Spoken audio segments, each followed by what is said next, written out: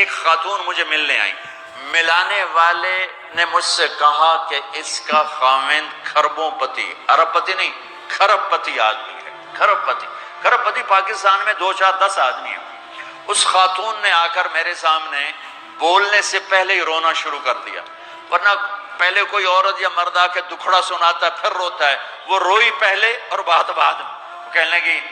مولانا صاحب مجھے لوگ بڑا خوش قسمت سمجھتے ہیں کہ میں بہت بڑے مالدار کی بیگم ہوں، لیکن میں لعنت بھیجتی ہوں اس کی دولت پر کہ اس کا رویہ ہی میرے ساتھ اچھا نہیں، تو میں ہیرے کے سیٹ کیا کروں، میں سونے چاندی کے سیٹ کیا کروں، میں یہ کروڑوں روپے کی گاڑی کو کیا کروں جب میرے خامند کا رویہ ہی میرے ساتھ انسانوں والا نہیں ہے اور اس کے اخلاق اچھے نہیں ہیں۔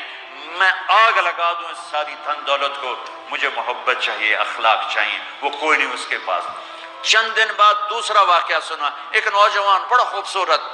وہ بھی اسی طرح لیکن اتنا مالدار، کافی مالدار، وہ آ کے میرے پاس بیٹھ کے رونے لگا، مولانا صاحب آپ میں کیا کروں، میری زندگی برباد ہو گئی، میرا اتنا عالی شان گھر ہے، اتنی اچھی میری کمائی ہے، آمدنی ہے، لیکن میں کیا کروں، یہ اسی کے الفاظ بتانے لگا ہوں۔ میری بیوی کی زبان 20 فٹ لمبی ہے، میں کہا رکھ دی کتنے 20 فٹ چاہتے ہیں، میں کہا 19 فٹ کٹ دے شاید کچھ کم بڑھ جاوے۔ کہا میری بیوی بہت بد زبان ہے، میں کئی دفعہ طلاق دینے کی سوچ چکا ہوں، لیکن میرے 3 بچے ہو چکے ہیں، بچوں کو دیکھتا ہوں تو پھر میں اپنے صبر کا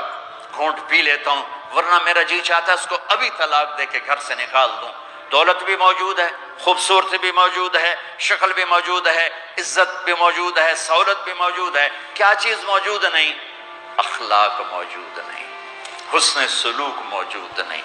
پیار محبت موجود نہیں۔ اب اپنے گھروں میں اگر خوشی دیکھنا چاہتے ہیں، ہر رشتے کو اگر آپ آباد کرنا چاہتے ہیں تو میرے نبی والی محبت دینا سیکھیں، میرے نبی والی محبت دینا سیکھیں، اپنے بچوں کو بھی، اپنی اولاد کو بھی، اپنے بہن بھائیوں کو، اپنے ماں باپ کو، ساس بہو کو، بہو ساس کو، سسر بہو کو، بہو سسر کو، بھائی بھائی کو، بہن بہن کو، اللہ کے واسطے برداشت کرنا سیکھو۔ مجھے میرے رب کی قسم ساری دنیا کا چین و سکون برداشت میں ہے، صبر میں ہے، صبر میں ہے، صبر میں ہے۔